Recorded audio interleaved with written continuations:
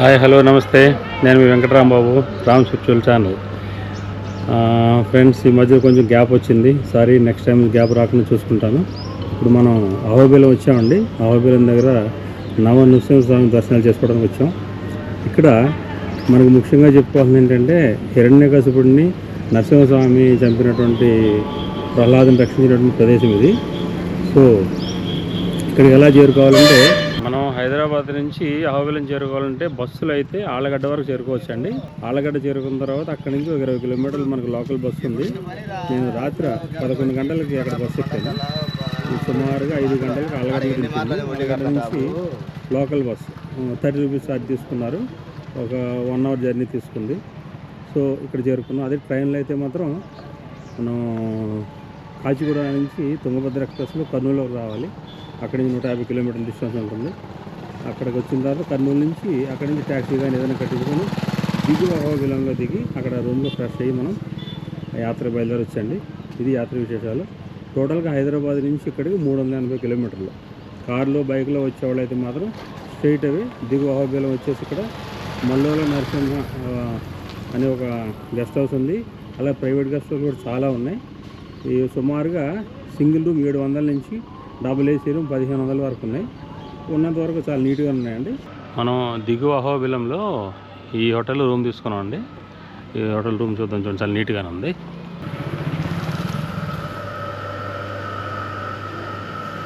చిన్న single room ఎలా ఉంది చూడండి.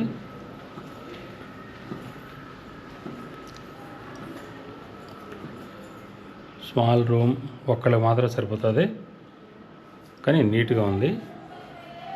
వాష్రూమ్ కూడా ఉన్న ఒక్కలే చాలా నీట్గా ఉంది. ఈ రూమ్కి 700 రూపీస్ తీసుకున్నారండి. ఇది మనకి లోపలికి వెళ్ళిన తర్వాత టిఫిన్ ఏం దొరుకుతా లేదో డౌట్ కదా. అలాగే పొద్దున స్నానం చేసి ఫ్రెష్గా టిఫిన్ చేసేసి యాత్రకు బయలుదేరదాం. దర్శనం చేసుకుంటూ ఒక్కొక్క క్షేత్రం నవ నరసింహస్వామిని మీకు దర్శనం చేస్తాను. జై నరసింహస్వామికి.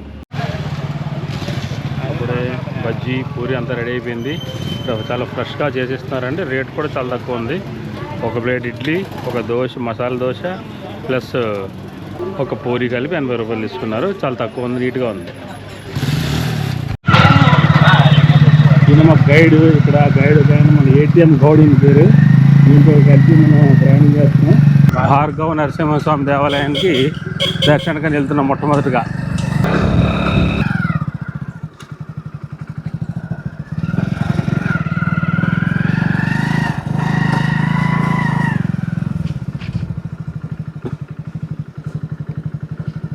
అంతా అడవి మార్గాలే.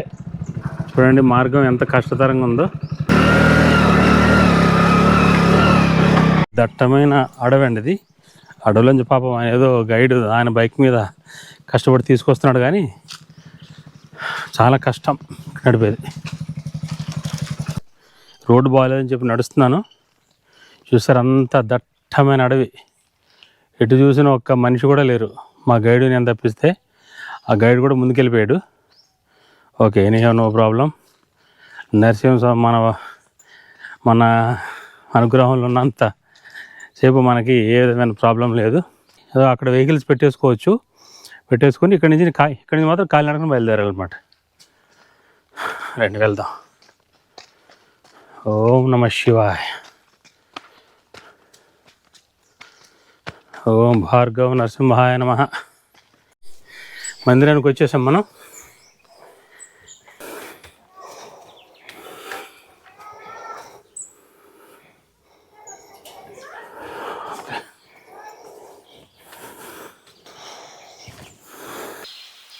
ఆలయం పైన భార్గవ నరసింహుడు క్లియర్గా హిరణ్యకశిపుని ఏ విధంగా పొట్ట చీలుస్తున్నాడు, ఏ విధంగా సంహరిస్తున్నాడు అనే విషయం మంచి కళాత్మకంగా తీర్చిదిద్దారు విగ్రహాన్ని. ఇదే భార్గవ నరసింహస్వామి గర్భగుడి. మనకు లోపలికి కెమెరాల ప్రవేశం లేదండి. అందు గురించి మీకు బయట నేను తీసి చూపిస్తున్నాను. హాయ్ ఫ్రెండ్స్, ఈ ఆలయానికి భార్గవ నరసింహస్వామిని పేరు రావడం గారి ముఖ్యమైన కారణం ఏంటంటే, భార్గవ తీర్థం కింద అక్షయ తీర్థం అని కూడా దాని పేరు ఉంది. ఈ భార్గవ తీర్థం దగ్గర ఆయన తపస్సు చేసినందువలన ఈ ఆలయానికి భార్గవ నరసింహస్వామి అనేటువంటి ఒక పేరు వచ్చింది. ఇది మన దిగువ అహోబిలానికి 2 కిలోమీటర్ దూరంలో కొండపైన ఉందన్నమాట. ఓం నమ శివాయ. అమ్మ, ఇక్కడ మీరు ఈ ఆలయానికి మీరే కాపలా ఉంటారా? అవును సార్. ఎంతమంది ఉంటారు మీరు కుటుంబం? మేము మొత్తం 5 మంది ఉంటామండి. 5 మంది. రాత్రి ఏం భయం ఉండదు? జంతువులు రావడం కానీ? వస్తుంటాయి, ఎలుగుబంట్లు ఎక్కువ. పుల్లు సింహాలు ఏమి ఉండవు? పెద్ద పుల్లి తిరుగుతుంది అంటున్నారు, అడుగులు చూసాం, అడుగులు కూడా చాలా ఉన్నాయి. మరి మీకు చదువు అవన్నీ? మా చెల్లె వెళ్తుంది, నేను వెళ్ళాను. మా నాన్న వాళ్ళ దగ్గరే, మా నాన్నకు ఆరోగ్యం బాగాలేదు. అవునా, సరే. మరి మీకు తిండి వ్యవహారాలు తెచ్చుకోవడం అవన్నీ బయట కిందికి వెళ్ళాల్సింది, అన్ని కింద తెచ్చుకుంటారు. ఇక్కడ ఈ ఆలయంలో ఉంటున్నందుకు మీకు ఏమైనా దేవాలయం జారవా? చూడు, అయ్యయ్యో ఎంత డేంజరు ఆ పిల్ల చూడు. నమస్కారం అండి మంత్రులు గారు. ఇక్కడ భార్గవ నరసింహ ఆలయం మేము దర్శనం హైదరాబాద్ నుంచి వచ్చానండి. ఈ క్షేత్రం సంబంధించి స్థల పురాణం కానివ్వండి, మహత్యం కానీ, స్వామి గురించి మీకు ఏది తెలుస్తుంది మా భక్తులకి దయచేయండి. అనేక భక్త బృందాలకు స్వామి యొక్క భక్త బృందాలు, అదే శ్రీ మహావిష్ణువు యొక్క స్వరూపమైనటువంటి దశావతారంలో ఈ అహోబిల క్షేత్రం మత్స్య కూర్మ వరాహ నృసింహ అవతారం. అన్నిటికన్నా గొప్ప శక్తివంతమైనది, ఆధ్యాత్మికమైనది భక్తవత్సలుడు అంటారు. అయిన వాళ్ళని పిలిస్తే పలికే దైవంగా ఉంటారు. ఈ క్షేత్రంలో అహోబిలం అంతా కూడా ఒకనాడు ఆ కాలంలో కృతయుగంలో నరసింహ క్షేత్రం అంతా కూడా హిరణ్యకశ్యప రాజమందిరంగా చెప్పారు. ఈ రాజమందిరానికి అన్ని చోట్ల మంటపాలు, స్తంభాలు, అలానే ప్యాలెస్ అంటే పెద్ద పెద్ద భవంతులు అన్నీ ఉంటాయి. ఈ అహోబిలం అంతా కూడా అలా స్వామి నడిచిన స్థలము హిరణ్యకశ్యపుని యొక్క నివాస స్థలం ఇది. ఈ నివాస స్థలంలో స్వామి 9 రూపాలుగా స్వామి తన శక్తిని నిబిడీకృతం చేశారు. ఉగ్రం వీరం మహావిష్ణుం జ్వలంతం సర్వతోముఖం నరసింహం భీషణం భద్రం మృత్యోర్మృత్యం నమామ్యహం అని ఈ శ్లోకంలో ఎంత విశేషంగా చిన్నగా అనువాదించారు. దీని యొక్క శ్లోకాలు, ఒక్కొక్క శ్లోకానికి ఒక ఉత్పోత్పుల్య విశాలాక్ష విపక్ష దీక్షం విశ్వాన్నం విష్ణు ఉగ్రం నమామ్యం అని ఒక్కొక్క పదానికి ఒక మంత్రం ఉన్నది. మంత్రం రాజిస్తాం. శివుడి యొక్క స్వయంగా ఈ క్షేత్రానికి హిరణ్యకశ్యప సంహారం స్వామి ఉగ్రం సందర్శించుకొని తర్వాత ఈ శ్లోకాన్ని పారాయణ చేస్తారు. అలా ఇప్పుడు మనం ఉన్న స్థలము 9 నరసింహస్వామిలో జ్వాల, అహోబిల, మహలోల, క్రోడ, కారంజ, భార్గవ అనే చోట ఉన్నాం. ఇక్కడ 6వ స్వామి. ఇక్కడ భార్గవుడు అంటే పరశురాముని పేరు భార్గవుడితో పిలుస్తారు. త్రేతాయుగంలో పరశురాములు వారు లోక కళ్యాణార్థం భూమండలం ప్రదక్షిణ చేస్తూ తన యొక్క చూసి ఉంటాడు అనమాట. అక్కడ జరిగిన కార్యక్రమం అంటే ఎక్కడ చూసినా అధర్మంగా రాజులు పరిపాలిస్తున్న క్షత్రియులంతా కూడా ఈ క్షత్రియులను ధర్మంగా ప్రజలను పరిపాలింపజేయడానికి వారికి ఏం చేయాలో అని చెప్పేసి ఆలోచన చేసుకుంటూ ఈ క్షేత్రానికి రావడం జరుగుతుంది. పరశురాముడు నరసింహస్వామి ఈ యొక్క అక్షయ తీర్థం అంటారు. అక్షయ తీర్థం అంటారు. ఈ అక్షయ తీర్థంలో నిత్య అనుష్ఠానం చేసుకుంటూ స్వామి కొరకు అధ్యక్షణంగా స్వామి ఉపాసన చేస్తారు. అక్షయం అంటే నిత్యం కూడా నీరు లేకుండా ఉండకుండా ఎప్పుడు సమృద్ధిగా ఉండేవాడిని అక్షయం అంటారు. ఇప్పుడు అక్షతులు అంటారు. అవి తలపైన వేసుకుంటే నిత్యం శుభకరమైన వాటిగా ఎలా చెప్తారు. అక్షయం అంటే ఎప్పుడు తీర్థం నిండుగానే ఉంటుంది అన్నట్టు. భార్గవ తీర్థం అని కూడా ఇదేనండి. భార్గవ తీర్థం అంటారు, అక్షయ తీర్థం అంటారు. ఈ తీర్థంలో సన్నిధానం నిత్య అనుష్ఠానం చేసుకుంటూ స్వామి కొరకు వెయిట్ చేసి ఉన్నప్పుడు నరసింహ స్వామి భక్త వత్సలుడు కాబట్టి ఈ నదిలో ఒక కళ్యాణార్థం వచ్చి ఉన్నారని చెప్పేసి ఆ నరసింహ స్వామి తన హిరణ్యకశ్యపుని సంహారంలో నరసింహ అవతారంలో ఇది ఒక అవతారం కాబట్టి ఇక్కడికి వచ్చి స్వామి దర్శనమిస్తారు. అయితే ఆయన వారు సంతోషపడి, స్వామి చిన్న విన్నపం చేసుకుంటాను, నాకు ఇలా కాదు, ప్రచండమైనటువంటి హిరణ్యకశ్యప సంహార సమయంలో ఎలా ప్రచండంగా ఉధృతంగా ఉంటావో అలానే నాకు దర్శనం కావాలని వేడుకుంటారు. అప్పుడు నరసింహస్వామి హిరణ్యకశ్యప సంహారం మాదిరిగా చక్రహస్తము శంఖహస్తం ధరించి స్వామి సంహారణాన్ని దర్శనం చేపిస్తారు. సంహార ఎలా జరిగిందో అలా చూపిస్తారు. తర్వాత నరసింహస్వామి చిన్న మరొక విన్నపం వేడుకుంటారు. స్వామివారు, నేను లోక కళ్యాణార్థం ఒక గొప్ప కార్యం నెరవేర్చుకోవడానికి కోసం ఇక్కడికి వచ్చాను. అయితే ఏం చేయాలంటే నీ ఉగ్రాన్ని నాకు ఇస్తే నేను ప్రచండంగా వెళ్ళి 2 శక్తులు వస్తాయి కదా, ఈ శక్తి ద్వారా మహాశక్తివంతమైనటువంటి అగ్రరూపాన్ని తీసేసుకొని అధర్మంగా పరిపాలిస్తున్న క్షత్రుని సంహరించి ధర్మాన్ని స్థాపన చేసి వస్తాను స్వామి అని వేడుకుంటారు. సరే భక్తుడు కదా, అలా కోరుకున్న మంచి లోక కళ్యాణార్థం కదా అని చెప్పి నరసింహస్వామి తన ఉగ్రాన్ని ఆయనకు అనుగ్రహిస్తారు. ఆయన తిరిగి భూమండలం ప్రదక్షిణ చేసుకొని వచ్చి ఆ తన చేతిలో ఉన్న అంకుశం అంటే గురుడలి అంటారు, ఇక్కడ శుద్ధి చేసుకొని స్వామికి తన ఉగ్రాన్ని సమర్పించి వెళ్ళినటువంటి క్షేత్రమే భార్గవ నృసింహగా. స్వామి పేరు పరశురాముని పేరు భార్గవంతో స్వామివారు కూడా తన పేరుగా మార్చేసుకుని భార్గవ నృసింహ స్వామి గుర్తింపు చేసుకొని భక్తవత్సలుడుగా స్వామి ఉన్నటువంటి క్షేత్రం. అయితే ఇక్కడ చిన్న విన్నపం అంటే జ్వాలా నరసింహస్వామి సన్నిధానంలో 8 చేతులు చక్రహస్తం శంఖహస్తం ధరించి హిరణ్యకశ్యపుడు తలాపాద బంధనం చేసి సంహారం చేసి ఆ యొక్క ప్రేవులు మాలగా ధరిస్తారు, అష్టభుజములు.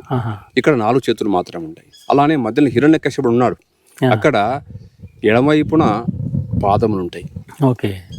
ఇక్కడ కుడివైపున పాదం. ఓహో, ఏంటంటే తేడా ఎందుకంటారు? మృత్యుం నమామి, ఒకసారి జరిగిన సంఘటన తిరిగి చూపిస్తాడు. ఓహో, ఓకే. అలా విచిత్రమైనటువంటి భావం, అంటే ఒకసారి రిఫ్లెక్షన్ మాదిరిగా. ఓకే. ఇక్కడ స్వామి దర్శనం విశేషంగా ఉంటుంది. సూర్యగ్రహానికి అది తేజరూపం. నవగ్రహాలకు ఆ వైష్ణవదేవ క్షేత్రాలకు సంబంధం లేదు. అయితే ఈ క్షేత్రంలో వైష్ణవ ధర్మానికి అనుకూలంగా విష్ణుదేవి నరసింహస్వామి హిరణ్యకశిపుడు సంహారం తర్వాత తను దర్శించుకొచ్చిన వారందరినీ అనుగ్రహించడానికి స్వామి సిద్ధమవుతారు. ఓకే. అయితే ఈ నవగ్రహాలు అనేది మనుషుని పైన ఎక్కువ ప్రభావం ఉంటుంది. అందువల్ల ప్రహ్లాదుడు నరరూపం, మన యొక్క మనిషి రూపంలో ఉన్నాడు కాబట్టి ఈ నరులకు వచ్చే పాపాలు నవగ్రహాల చేత సంబంధించినట్టు కాబట్టి ఈ నవనరసింహస్వాములు దర్శించుకున్న వారికి ఆ నవగ్రహాలు కూడా దూరంగా అవుతాయి అని చెప్పి ఒక నానుడి. అలానే హిరణ్యకశిపుడు సంహార సమయంలో 3 దేవతలు ప్రార్థన చేస్తారు. ఆ 3 దేవగణంలో పంచభూతాలు నవగ్రహాలు అందరూ ఉంటారు. అందువల్ల నవగ్రహాలు కూడా స్వామిని విన్నవించుకుని ఉండవచ్చునేమో. తేజరూపం కాబట్టి సూర్యగ్రహాధిపతిగా ఈ స్వామి దర్శించిన వారికి ఆదిత్య సూర్యగ్రహ దోష నివారణ, అంటే నవగ్రహాలకు అతీతమైన వాడు, రాజు అయిన వాడు సూర్యుడు.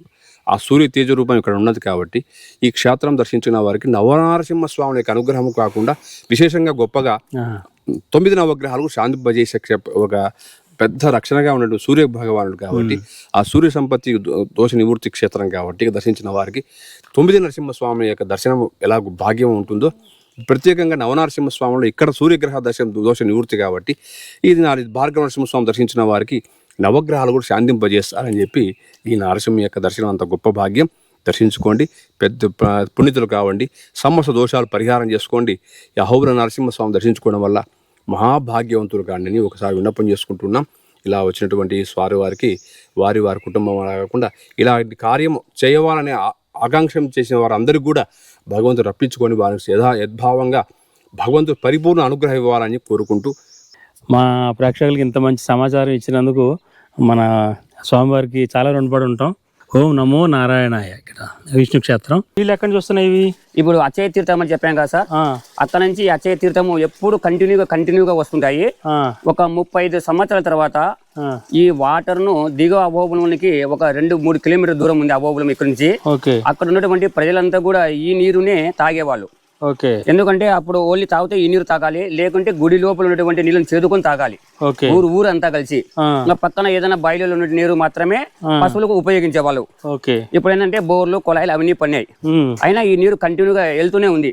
ఇంత కొండపైన నీళ్లు కొండ మించి కొండ దిగువకి వెళ్తున్నాయి. అవు సార్, ఇది చాలా విశేషమే కదా. అవు సార్. జనరల్ గా సార్ దిగువ నుంచి ఎగువకి ఎక్కించుకుంటారు వాటర్. అవు సార్. కానీ ఇక్కడ ఎగువ నుంచి కొండ మీద నుంచి కిందకు వస్తున్నాయి. నెక్స్ట్ మనం చూడబోయే క్షేత్రాలు యోగానంద నృసింహస్వామి, క్షత్రవత నృసింహస్వామి, ఈ 2 దేవాలయాలు. ఓకే, ఇప్పుడు అక్కడికి వెళ్దామండి. అక్కడికి వెళ్ళి మా స్వామి దయతో ఆ క్షేత్రాలను కూడా దర్శించి ఆ విశేషాలు కూడా మీకు చూపెడతాను. ఎంతో విశిష్టత కలిగినటువంటి యుగాల నాటి పురాణ చరిత్ర. ఎక్కడ హిరణ్యకశిపుడు, ఎక్కడ హిరణ్యకశిపుని వధ, మహాభక్తుడు ప్రహ్లాదుని యొక్క చరిత్ర, ఇవన్నీ మనం మళ్ళీ ఈనాడు కళ్ళతో చూడగలుగుతున్నామంటే మన పూర్వీకులు ఎంతో కష్ట నష్టాలకి శ్రమ కోర్చి వాటిలన్నింటినీ తురుష్కుల దండయాత్రల నుంచి ఎన్నెన్నో ప్రకృతి వైపరీత్యాన్ని రక్షించి నిలబెట్టబట్టి ఈ రోజున మనకి అవన్నీ దర్శనానికి దొరుకుతున్నాయి. కాబట్టి భక్తులందరూ గమనించండి, తప్పనిసరిగా ఇటువంటి క్షేత్రాలను దర్శించినప్పుడు ఆ క్షేత్ర యొక్క ప్రభావం, అంటే వైబ్రేషన్స్ అంటారు ఇంగ్లీష్లో, తెలుగులో ఏమంటారు, ఆ క్షేత్ర ప్రభావం తప్పకుండా మన మీద ఉంటుంది. ఎంతో కొంత మనలోని నెగిటివిటీ పోయి మళ్ళీ మనకి ఆధ్యాత్మిక వైపుగా మన ప్రయాణం సాగడానికి తప్పకుండా ఉపయోగపడుతుంది. చెప్పండి, అప్పట్లో రహదారి సౌకర్యాలు ఏమీ లేని సమయంలో భక్తులు ఎడ్ల బళ్ళ మీద వాటి మీద ఏదో రకంగా ప్రయాణం చేసి ఇక్కడ వరకు వచ్చి మార్గ మధ్యంలో వీటి దగ్గర ఆగి ఇక్కడ సేద తీరి కొంత తిని మళ్ళీ బళ్ళు కట్టించుకొని వెళ్ళిపోతూ ఉండేవారు. కింద ఆంజనేయ స్వామి, ఆ కింద ఎవరో సంథింగ్, చక్కటి నిర్మాణ శైలి. ఫ్రెండ్స్, ఈ వీడియో మీకు నచ్చినట్లయితే, ఇలాంటి మరిన్ని వీడియోలు మీరు కనుక చూడాలనుకుంటే దయచేసి నాకు మీ సహకారం, లైక్, షేర్, సబ్స్క్రైబ్. మీ సబ్స్క్రైబ్ ద్వారా నేను మరింత ఉత్సాహంగా ఇలాంటి మరెన్నో ఆలయాలను మీకు చూపెడతాను. సో దయచేసి ఇప్పటి వరకు ఎవరైతే సబ్స్క్రైబ్ చేసుకోలేదు దయచేసి సబ్స్క్రైబ్ చేసుకోండి. మన సనాతన ధర్మాన్ని, సంప్రదాయాలని, ఇలాంటి చాలా పురాణ విశిష్టత ఉన్న దేవాలయాలను అందరికీ చూపించడానికి మీ వంతు సహకారం సబ్స్క్రిప్షన్ ద్వారా చేయమని మీకు మరీ మనం చేస్తున్నాను. మీ అభిప్రాయాన్ని కామెంట్ రూపంలో తప్పకుండా తెలియజేయండి. పైన బుద్ధుడు అనుకుంటా, కాదు రామానుజాచార్యులు సంథింగ్ వైష్ణవ భక్తుడు.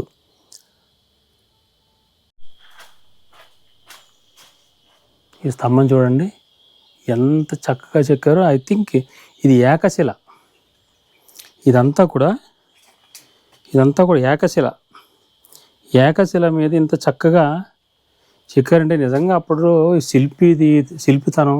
శిల్పుల పనితనం ఎంతైనా మెచ్చుకోవాలి. చూడండి ఏకశిల, నో డౌట్, ఎక్కడ కూడా అతుకు లేదు. ఈ విధంగా ఉన్న స్తంభాలు చూడండి, ఎక్కడ కూడా అతుకు లేదు, అంత ఏకశిల. మనం ఇక్కడి నుంచి మళ్ళీ దిగువ అహోబిలాన్ని చేరుకొని అక్కడి నుంచి మిగతా క్షేత్రాలకు వెళ్ళాలండి. అన్నింటికి కూడా ఒక రకంగా సెంటర్ పాయింట్ దిగువ అహోబిలం. ఇంతటితో ఈ భార్గవ నరసింహ ఆలయం నుంచి సైన్ ఆఫ్. జై హింద్. నమో నారాయణాయ. తర్వాత రాబోయే వీడియో అద్భుతమైన సాహసంతో కూడినటువంటి వీడియో. మీ అభిప్రాయాన్ని కామెంట్ రూపంలో తప్పకుండా తెలియజేయండి.